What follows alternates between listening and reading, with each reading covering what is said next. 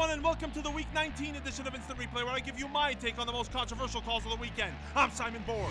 We start with the Friday night game in San Jose, where the hometown Quakes felt they should have had a penalty in the 75th minute when they were down 1-0. It's Tommy Thompson with the shot and Raul Rodriguez with the handball, but referee Soren Stoica doesn't call it.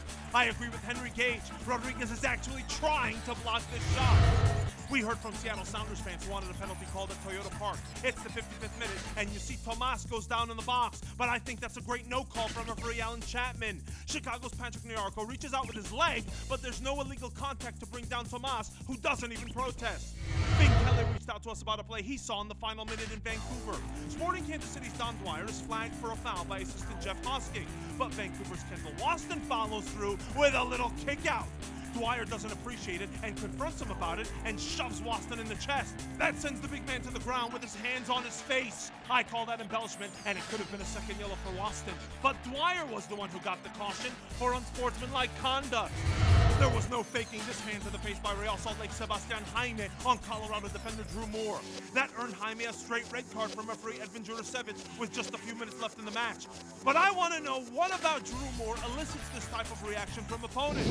Remember, on April 25th of this year, it was Blas Perez who was sent off for a similar play on Moore.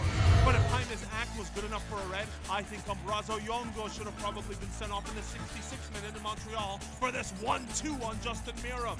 Good spot from Todd Fichtenberg, who hit us up on Twitter. You see the left, and then Oyongo comes in with the right.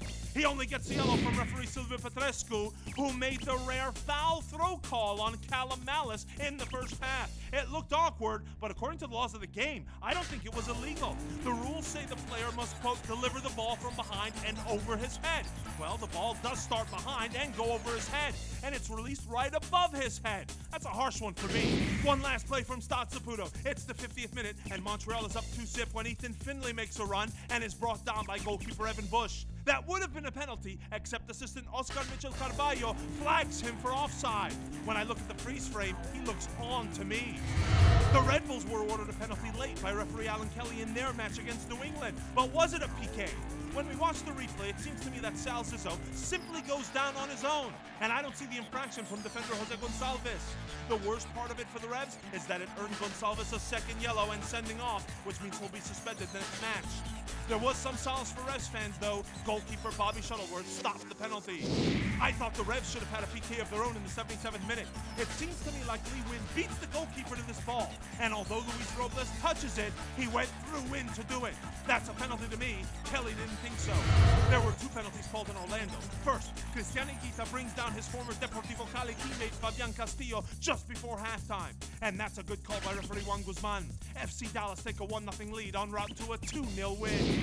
Orlando City were awarded a PK of their own in the 88th minute, and you'll get no argument from me on it. Dan Kennedy applies the crunching NFL-style tackle on Pedro Ribeiro, but Carlos Rivas skies his attempt, and the Lions were shut out, although they thought they might have opened the scoring in the 56th minute through Ribeiro. But that's a great call by assistant Mark Cahan. Check out the freeze frame. Ribeiro is off to me. Sorry to break it to you, Tony Sharp Jr. The refs had a good game at the Citrus Bowl. Juan Guzman also nailed the stoppage time red card for Luke Bowden. He stops the promising attack when he brings down Alejandro Zendejas. That's a second yellow and a sending off for the Orlando left back. Jeremy Rowe messaged us that he wanted a straight red on Philadelphia Sebastian Letou for the 65th minute challenge on Diego Valeri. No way, Jeremy. First, Letou's leg is not directed at Valeri. He's bringing it across to take the ball down out of the air. It's Valeri who kicks the bottom of Letou's boot. The only thing Letou is guilty of is being a little reckless and having his leg up a bit too high. And he correctly gets a yellow from referee Jose Carlos Rivero. And we end at Yankee Stadium, where we saw the most penalty kicks ever in an MLS match. 4 of them. Ted Uncle was the referee, and we get 4 different looks at his signature point to the spot stance.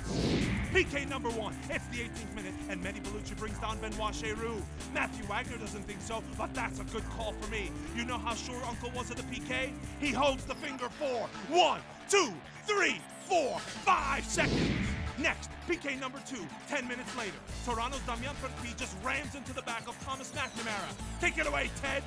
That's also legit for me. And by the way, I didn't think he was offside either.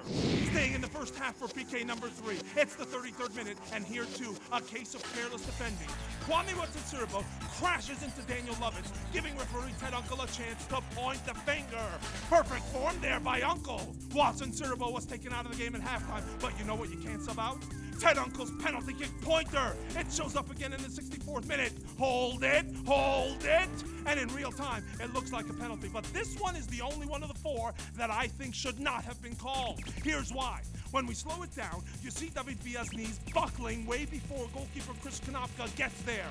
That was simulation to me. I think you were right, Gabriel Gelula, but Villa gets the call and gets his 10th goal of the year. His 9th goal came on this free kick in the 17th minute, but I don't think the goal should have stood, and here's why. You see Villa's 2 teammates in the wall pushing toward the right and breaking up the wall, allowing the ball to make its way through. We saw the same tactic on a Pedro Morales free kick in Colorado on May 23rd, and that goal was called back. Rightly so, in my opinion. Let us know what you think in the comment section below, and remember to keep using that hashtag instant replay to highlight the plays you want us to review.